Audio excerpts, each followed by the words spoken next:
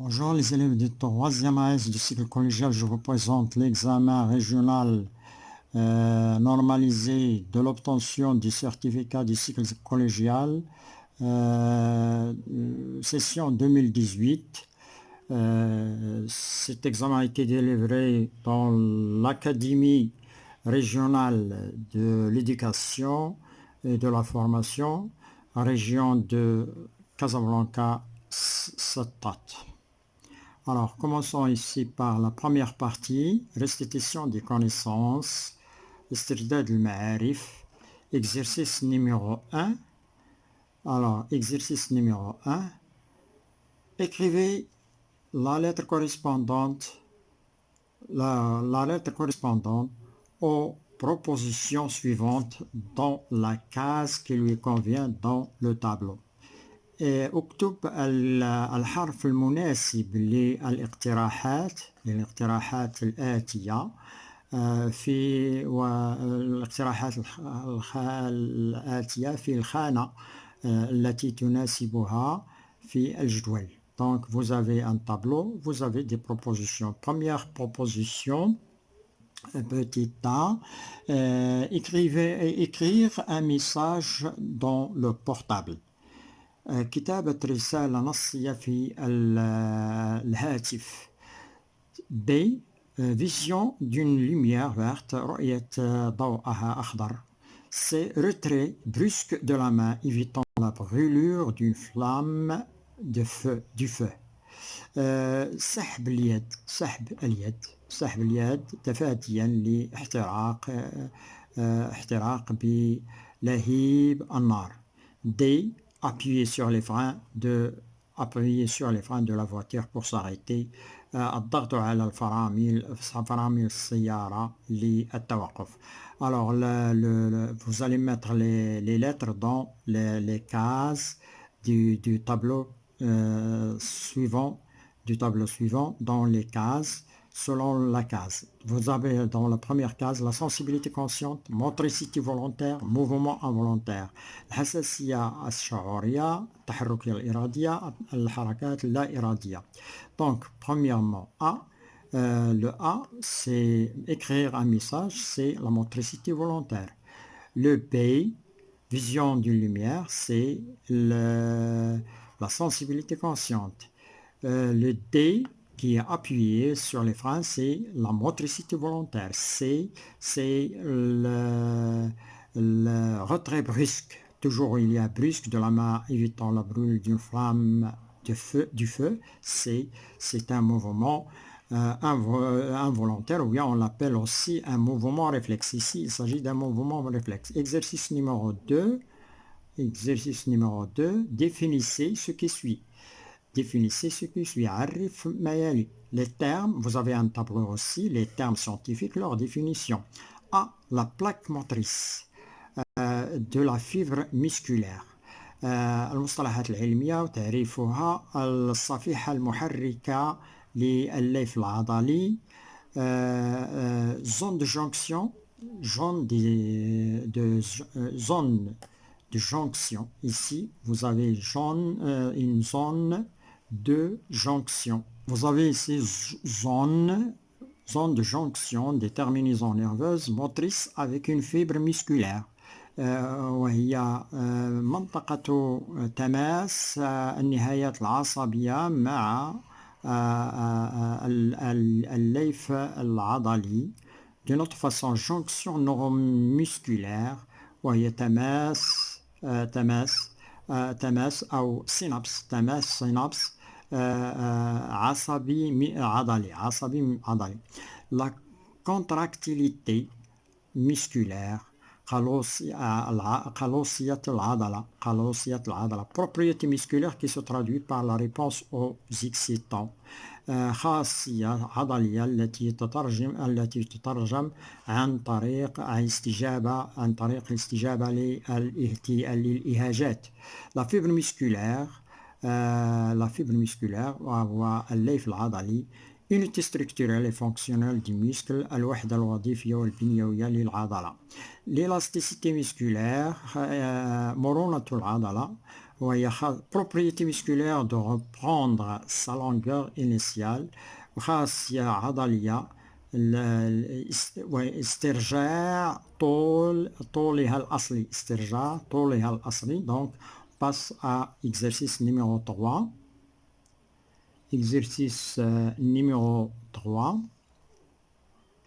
Exercice numéro 3, répondre sur 2 points, répondre vrai et faux.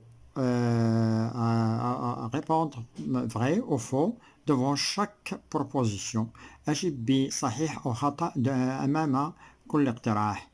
Lors de l'infection par le virus de sida VIH, le malade est dépourvu seulement de son immunité à médiation cellulaire. Faux. أثناء الإصابة بالسيدا بفيروس السيدا VIH وهو فيروس داء فقدان المناعة البشري المريض يكون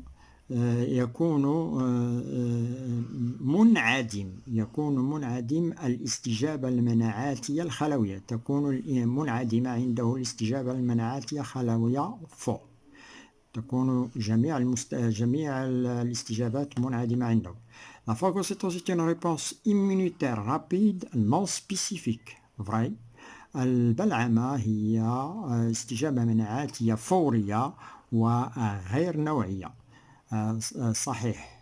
La sérothérapie est un moyen de défense non spécifique. Faux. الاستمصال هي وسيلة دفاعية غير نوعية.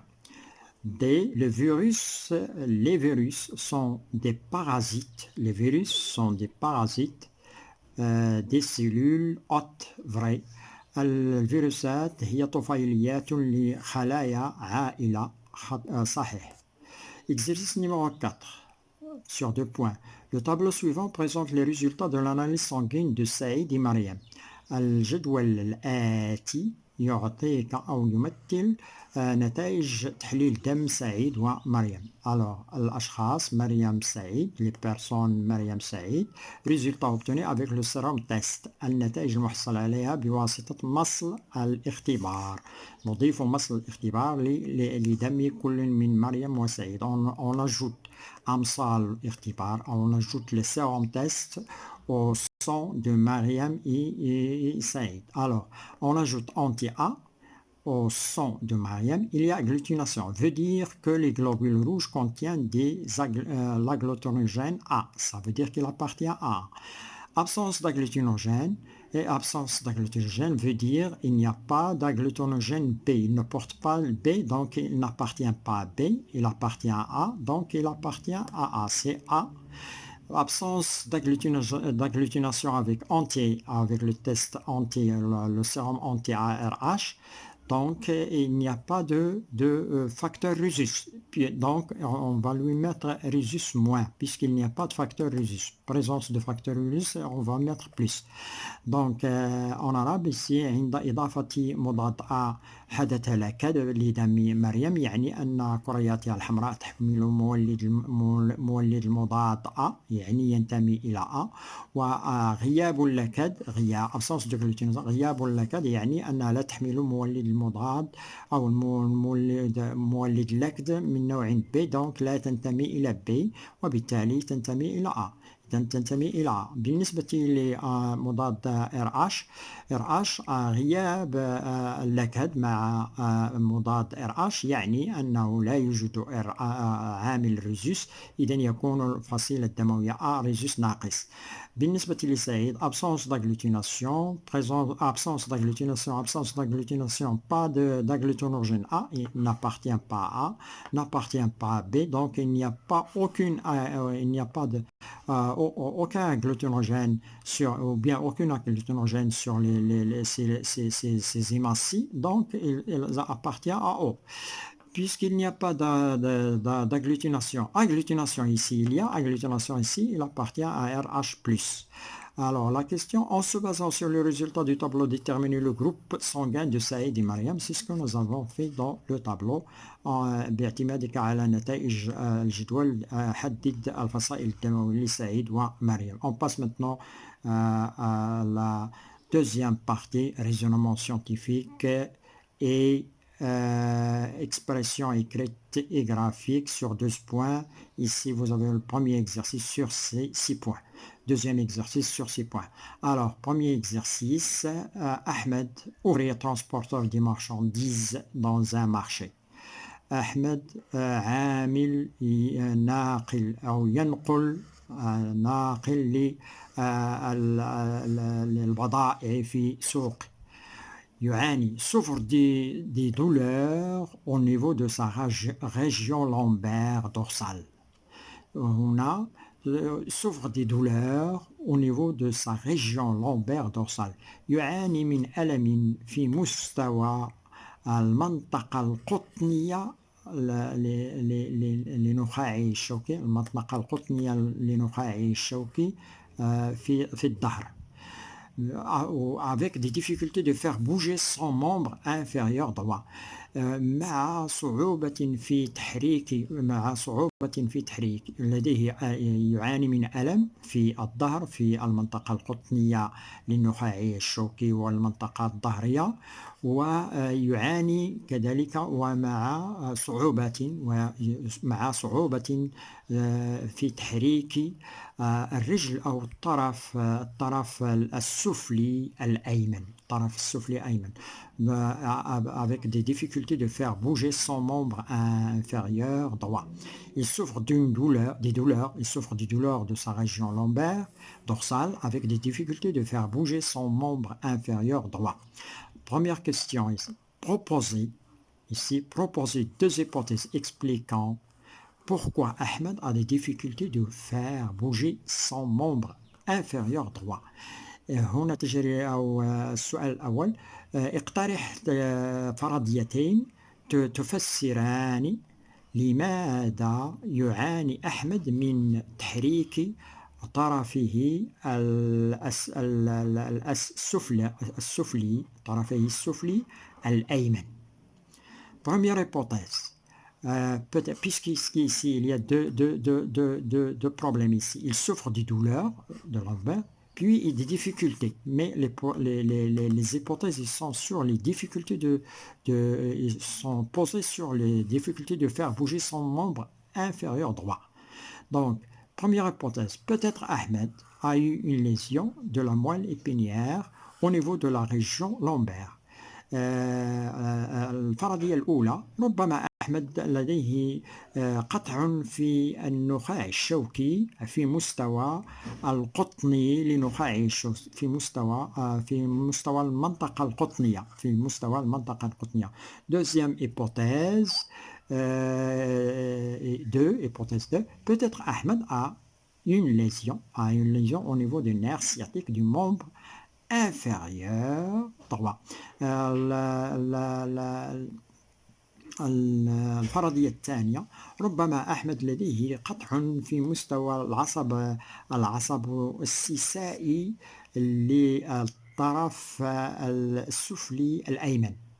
Pour connaître les causes de son état de santé, puisqu'il a des problèmes ici, il a deux problèmes, pour connaître les causes de son état de santé, Ahmed rend visite à un médecin spécialiste des os pour se soigner. لمعرفة أسباب حالته الصحية ذهب أحمد لزيارة طبيب مختص في العظام للمعالجة. Premièrement, les examens, alors les mu'alaja, les examens, donc ici, premièrement, des examens médicaux d'Ahmed ont donné les résultats suivants. الفحوصات الطبية لأحمد أعطت النتائج التالية. Le premier résultat, le résultat numéro 1, le cerveau d'Ahmed est sain. Le cerveau est sain. مخ أحمد سليم. Absence de réflexe rotulien du membre inférieur droit. غياب الانعكاس الضاغطي للطرف السفلي الأيمن الذي فيه مشكل. للطرف السفلي الأيمن. Absence de réflexe rotulien du membre inférieur droit. Troisième résultat, présence de réflexes rotuliens chez le membre inférieur gauche. Donc le membre inférieur gauche qui est sain, il y a présence de réflexes, il répond par un réflexe rotulien. Quatrième résultat, présence de compression des vertèbres au niveau de la région lombaire à cause d'une maladie appelée hernie discale. Glissement du cartilage entre les vertèbres vers l'extérieur du disque des vertèbres. Voir le document 3. On va voir le document 3 ici. Alors, dernier résultat. Ici, présence de compression وجود ضغوطات أو انضغاطات الفقرات في المستوى القطني للظهر في المنطقة القطنية يعني المنطقة السفلى للظهر. سببها مرض يسمى hernie discale. هذا مرض يسمى hernie discale.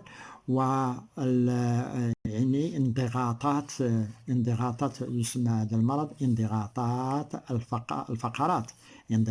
الفقرات. glissement du cartilage وهو glissement du cartilage انزلاق الغضروف ما بين الفقرات غضروف ما بين الفقرات ينزلق إلى الخارج إلى خارج القطر أو إلى خارج إلى خارج قطر الفقرات. ونلاحظه في الوثيقة 3. لنلاحظ هذه المشكلة في الوثيقة 3. Voilà, الوثيقة 3. Voilà. Ici, vous avez le document 3. وهو المرض هنا يظهر المرض. ولكن قبل الوصول, donc vous avez le document 3, il illustre la maladie que l'on appelle hernie discale, ici. Hernie discale, là voilà. Cette maladie, il est localisée ici, c'est le sujet malade. Ici, le sujet sain. Le document 1. Le document 1 présente la structure. Le document 1 présente le schéma de la structure de la colonne vertébrale. Vous avez ici la colonne vertébrale, là, la région lombaire où il y a le problème où Ahmed il va sentir des douleurs et apparition des douleurs avec des difficultés de faire bouger son membre inférieur droit. Vous avez ici les vertèbres, cartilage, le cartilage entre les vertèbres ici. Ce cartilage-là, qui est entre les vertèbres, a subi des contraintes, a subi des compressions. Alors, lorsqu'il a subi des compressions, elle peut sortir du disque, des vertèbres. Voilà le disque de la vertèbre. Ici, vous avez un disque de la vertèbre, c'est la surface de la vertèbre. Vous avez le cartilage ici, la moelle épinière ici et les vertèbres. Alors, le document 1 présente la structure de la colonne vertébrale. Le document 2 présente le schéma de la coupe transversale de la colonne vertébrale, d'une personne saine. Et le document 3, la même coupe chez une personne atteinte de la maladie hernie discale. Ici, chez une personne atteinte de la maladie d'hernie discale, ici, personne saine. Alors, les questions qui sont posées sur ce document, donc en arabe ici, les vertèbres ici, vous avez le document الوثيقة 1 تمثل تخطيط لبنية العمود الفقري والفقرات. Le document 2 présente le schéma d'une coupe transversale dans la colonne vertébrale d'une personne saine. الوثيقة 2 رسم تخطيطي لمقطع عرضي في العمود الفقري لشخص مصاب لشخص سليم لشخص سليم. والوثيقة 3 نفس المقطع لشخص مصاب بمرض hernie discale، يعني بالعربية يمكن أن نسميه خروج خروج الغضروف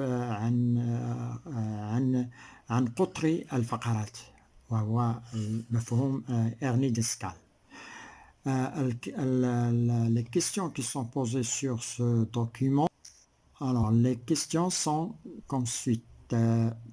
Expliquant en exploitant les données de documents 1 et 2 et 3 et vos connaissances, déterminer la différence observée entre les documents 2 et 3 باستغلالك لمعطيات الوثيقة 1 و2 و3 ومعارفك. déterminer حدد الاختلاف الملاحظ بين الوثيقتين في الوثيقتين 1 و2 و3 هاتين الوثيقتين. الاختلاف الملاحظ donc la différence observée c'est que le cartilage entre les vertèbres ici dans le cas d'une personne atteinte de la maladie hernie discale, il y a un débordement du cartilage interne entre les vertèbres vers l'extérieur, vers le nerf rachidien, vers l'extérieur, et ce qui a provoqué un cartilage touchant le nerf sciatique. Et le cartilage ici a été c'est-à-dire il a quitté sa place normale, puis il a expulsé vers l'extérieur pour toucher un nerf. Alors, la différence observée entre le document 2 et 3, c'est que les limites du cartilage de la vertèbre, de la personne saine, de la vertèbre de la personne saine, de la personne saine, suit la forme de la vertèbre. Ici, chez la personne saine, les limites ici, les limites du cartilage de la vertèbre, il suit la forme. Ici, il ne suit pas la forme, il est débordé, il est externe. La différence observée. الفرق الملاحظ في الوثيقة 2 و 3 هو أن حدود غضروف الفقرة عند الشخص السليم يكون يتبع شكل الفقرة. لكن tandis que chez la personne atteinte de la maladie d'hernie discale, le cartilage dépasse les limites. يتجاوز في حالة المرض d'hernie discale. في حالة مرض ديرني ديسكال لو كارتيلاج الغضروف يتجاوز حدوده في الفقرة ويفيض إلى الخارج. يفيض كأنه سائل ولكن ليس بسائل، فهو غضروف يفيض في اتجاه الخارج ويلمس العصب السيسائي. يلمس العصب السيسائي ici. Alors, troisième question, montrer les faits de la différence observée, c'est-à-dire montrer les faits du cartilage qui a dépassé ses limites, qui touche le nerf.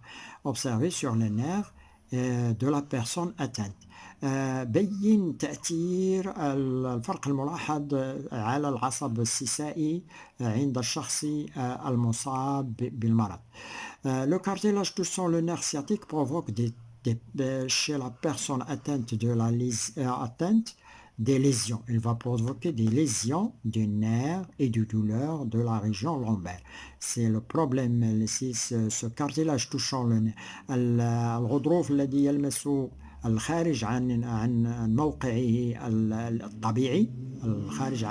الطبيعي يؤدي عند الشخص المصاب بقطع أو يمكن أن قطع أو تخريب العصب وبالتالي تخريب العصب وظهور الألم في المنطقة القطنية c'est-à-dire dans la région lombaire. On passe maintenant à la question numéro 5. Vérifiez les deux hypothèses proposées dans la région dans la question 1. Vérifiez vérifiez les deux hypothèses proposées dans la question 1.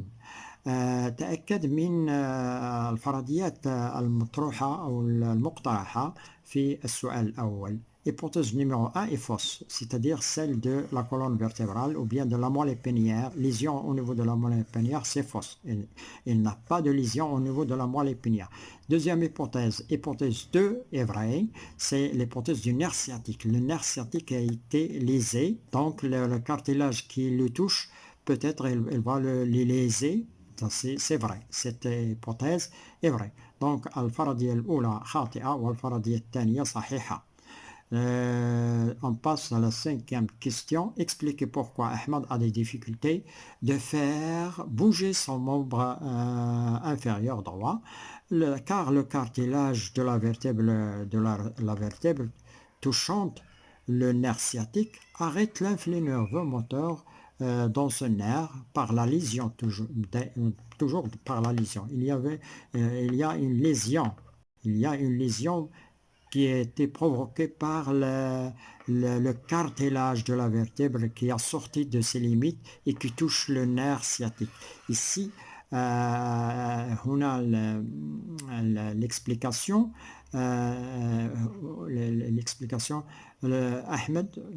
أحمد لديه صعوبة في تحريك طرفه السفلي الأيمن لأن الغضروف الفقرة يلمس العصب السيسائي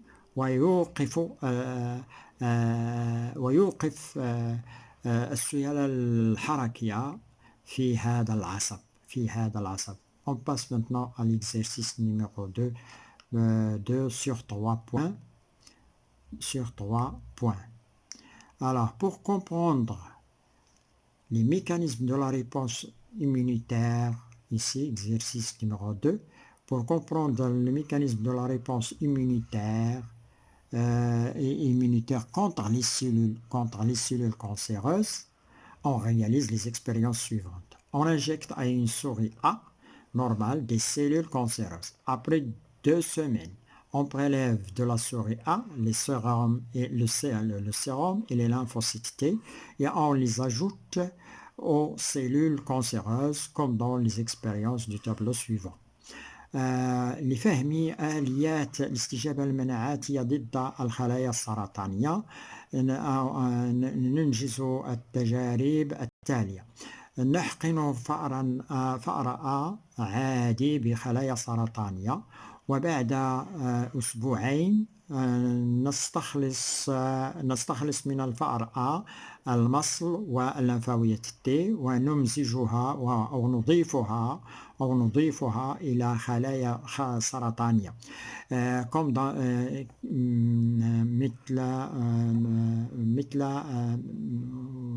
مثل ما يجري في تجارب كما في التجارب الجدول التالي. Expérience 1 et 2. Le contenu du milieu de culture. Dans l'expérience numéro 1 et 1, sérum de la souris A plus les cellules cancéreuses. مصل الفأر A زائد خلايا سرطانية. Résultat النتائج multiplication des cellules cancéreuses. تكاثر الخلايا السرطانية. إذن هنا المصل لم يؤدي وظيفته، لم يوقفها. تتكاثر الخلايا السرطانية ويحدث هناك أورام سرطانية. Deuxième expérience, les lymphocytes T de la souris A plus les cellules cancéreuses. Neutralisation des cellules cancéreuses. اللمفاويات T زائد للفأر A زائد الخلايا السرطانية وهدم الخلايا السرطانية. Alors, la question, comparer l'effet du sérum et celui de lymphocytes T sur les cellules cancéreuses. قارن تأثير المصل والليمفاويات T على الخلايا السرطانية. Alors, le sérum ne détruit pas les cellules cancéreuses. Le voilà ici, pas de destruction, multiplication des cellules cancéreuses. Ne détruit pas les cellules cancéreuses, mais les lymphocytes T détruisent les cellules cancéreuses. Ici, neutralisation des cellules cancéreuses. On passe à la deuxième question. Déduisez le type de la réponse immunitaire intervenant contre les cellules cancéreuses. Le type de l'immunité, c'est l'immunité à médiation cellulaire. استنتج نوع الاستجابة المناعاتية التي تتدخل ضد الخلايا السرطانية. نوع الاستجابة وهي الاستجابة المناعاتية ذات وسيط خلوي. On recommence l'expérience, une nouvelle donnée. Donc voilà. On recommence l'expérience 2 dans laquelle il y a les lymphocytes T. On recommence l'expérience 2 en remplaçant les lymphocytes T de la souris A par des lymphocytes T d'une autre souris non injectée par les cellules cancéreuses. نعيد تجربة 2 بتعويض الخلايا الليمفاوية T للفأر A بالخلايا الليمفاوية T لفأر آخر غير محقون بخلايا سرطانية. Troisième question. Quel est le résultat prévu de cette expérience? Justifiez votre réponse. ما هي النتيجة المنتظرة من هذه التجربة؟ علل جوابك. Alors, la multiplication, quel est le résultat prévu? C'est la multiplication des cellules cancéreuses. Pourquoi? Car les nouveaux lymphocytes T n'ont pas été sensibilisés contre les cellules cancéreuses. النتيجة المنتظرة وهو تكاثر الخلايا السرطانية. لماذا؟ لأن الخلايا الجديدة الليمفوسيت T غير محسسة ولم تعرف الخلايا السرطانية، غير محسسة ضد الخلايا السرطانية. Dernier exercice, numéro 3. Ici, vous avez Zineb a subi une morsure d'une moustique dans la peau de sa main. Quand est-ce qu'une soirée, lorsqu'elle était en promenade avec sa mère dans un jardin du quartier. زينب تعرضت للدغة بعوضة في جلد يدها مساء في أمسية عندما كانت تتجول مع أمها في حديقة الحي. Voilà le document 4 ci-dessous. Voilà, vous avez la moustique بعوضة والجلد وهي تغرز les pièces buccales. Elle est en train de sucer le sang. Voilà. Alors, cette morsure a provoqué chez Zainab une réponse inflammatoire. Donc, la réponse, il y a une réponse inflammatoire. هذه اللدغة أحدثت عند زينب استجابة التهابية، وهنا حساسية مفرطة، une hypersensibilité، des urticaires الشرى الأرجي أو حبوب حمراء على الجلد. الشرى الأرجي des urticaires des أدم انتفاخات الجلد. Premièrement, déterminer le type de perturbation dont souffre Zineb suite à cette morsure. ولنحدد النوع الاضطراب الذي تعاني منه زينب تباعا لهذه اللدغة. L'allergie, il détermine le type de perturbation. Allergie, maladie allergique. Il s'agit ici d'une maladie allergique. مرض أرجي أو الأرجية مرض أرجي. Des études scientifiques récentes ont montré que lorsque la moustique suce le sang de la peau humaine avec ses pièces buccales, elle sécrète dans le sang dans le sang sa salive contenant, il sécrète une salive dans le sang, cette salive contenant une protéine que l'organisme connaît comme substance non soit étrangère. Des études scientifiques récentes الدراسات العلمية الحديثة بيّنت أن عندما تمتص البعوضة دم الجلد البشري بواسطة أجزائها الفموية تفرز في الدم لعابا يحتوي على بروتينات التي يعرفها الجسم كمواد غريبة أو غير ذاتية مواد غير ذاتية وأجنبية. Alors, que représentent les protéines de salive de la moustique par rapport à l'organisme de زينب؟ ماذا تمثله بروتينات لعاب البعوضة بالنسبة لجسم زينب؟ تمثل الألرجين الألرجين وهو المؤرجات كحبوب اللقاح. En se basant sur les données précédentes, et vos connaissances, donner une explication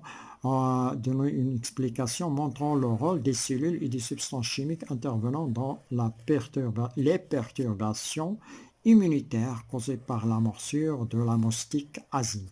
Donc, en se basant باعتمادك على معطيات السابقة ومعارفك أعطيت تفسيرا يبين دور الخلايا والمواد الكيميائية المتدخلة في الاضطراب المناعاتي الاضطراب المناعاتي الذي سببته لدغة البعوضة لزين. Alors, les cellules et les substances intervenant dans l'allergie dont souffre ZIB sont, premièrement, les lymphocytes B qui ont sécrété les anticorps IgE, globuline manati, et qui se fixent sur les mastocytes au premier contact avec l'allergène. Protéine de la salive de l'allergène. Ici, la protéine, c'est une protéine de la salive de la moustique. Deuxième contact était dans la soirée de promenade. Lorsque la moustique a piqué Zeynep dans la soirée de promenade avec sa maman, avec sa mère, piqûre de la moustique, les mastocytes sécrètent l'histamine dans le sang des Zeynep, ce qui entraîne l'apparition des symptômes de l'allergie. Et merci d'avoir suivi cette vidéo.